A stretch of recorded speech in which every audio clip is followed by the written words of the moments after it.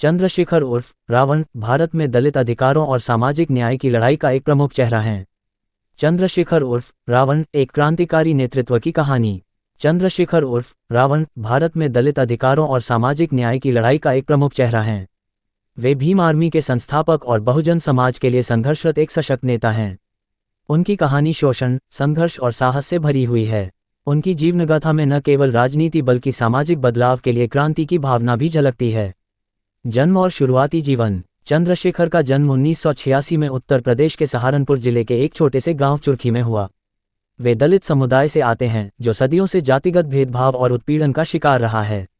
गरीबी और शोषण भरे माहौल में पले बड़े चंद्रशेखर ने बचपन से ही समाज में व्याप्त अन्याय को देखा। उनकी मां ने उन्हें बाबा साहेब भीमराव अंबेडकर के विचारों से परिचित कराया, जो उनके जीवन की दिशा बदलने वाला मोड़ साबित हुआ।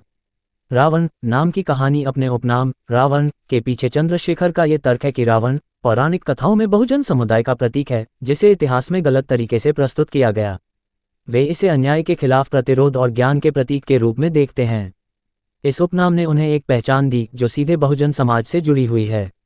राजनीति में प्रवेश और भीम आर्मी का गठन 2015 में चंद्रशेखर और उनके कुछ साथियों ने भीम आर्मी की स्थापना की।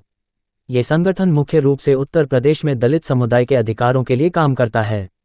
भीम आर्मी का उद्देश्य शिक्षा, सामाजिक समानता और जातिगत भेदभाव को खत्म करना था। शुरुआत में उन्होंने सहारनपुर में स्कूल खोले जहां दलित बच्चों को मुफ्त शिक्षा दी जाती थी, लेकिन जल्द ही उनका आंदोलन दलित उत्पीड़न के खिलाफ बड़े विरोध प्रदर्शनों में बदल गया। सहारनपुर हिंसा, राजनीति में मोड़। 2017 में सहारनपुर जिले के शब्बीरपुर गांव में दलितों और ऊंची जातियों के बीच हिंसा हुई। चंद्रशेखर ने पीड़ित दलित परिवारों के लिए आवाज उठाए। उन्होंने हजारों लोगों के साथ रैली निकाली, जिससे वे राष्ट्रीय मीडिया और राजनीति में चर्चा का विषय बन गए। इस घटना के बाद उत्तर प्रदेश सरकार ने उन्हें गिरफ्तार कर लिया। जेल में करीब 1 साल बिताने के बाद वे और भी मजबूत और लोकप्रिय होकर निकले। भीम आर्मी की सोच और आंदोलन। भीम आर्मी का नारा है जय भीम जय भारत। संगठन ने सिर्फ दलितों के लिए ही नहीं बल्कि समाज के अन्य वंचित वर्गों के लिए भी काम किया। उनकी रणनीति में विरोध प्रदर्शन, मानवाधिकार की लड़ाई और शिक्षा को बढ़ावा देना शामिल है। वे संविधान के अनुच्छेद 14 समानता का अधिकार और अनुच्छेद 17 अस्पृश्यता का उन्मूलन को लागू कराने की मांग करते हैं। चंद्रशेखर और राजनीति। 2019 में चंद्रशेखर ने राजनीति में कदम रखा और आज़ाद समाज पार्टी (ASP) की स्थापना की। उनकी पार्टी का उद्देश्य दलितों, पिछड़ों और अल्पसंख्यकों के लिए सत्ता में हिस्सेदारी सुनिश्चित करना है। उनकी रणनीति सीधे जनता से जुड़ने और उनकी समस्याओं को लेकर सरकार से सवाल करने की है। चंद्रशेखर रावण ने बाबा साहेब अंबेडकर के विचारों को अपने राजनीतिक दर्शन का केंद्र बनाया है। सस्पेंस और संघर्ष का सफर। चंद्रशेखर को अक्सर पुलिस और सरकार की कार्रवाई का सामना करना पड़ा। उन्हें कई बार जेल भेजा गया, लेकिन हर बार वे पहले से ज्यादा ताकतवर बनकर उभरे।